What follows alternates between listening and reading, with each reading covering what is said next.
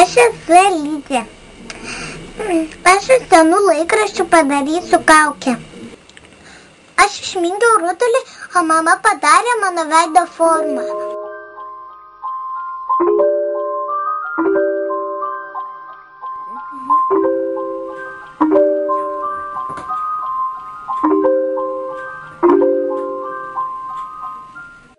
Pagaliau kaukė išdžiūvo ir aš ją galiu spalvinti.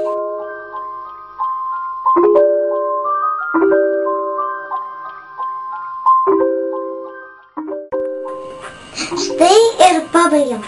Mes kartu su mama įvėrėm kaukei gumelę ir plaukus. Aš per užgavėnes būsiu ragana.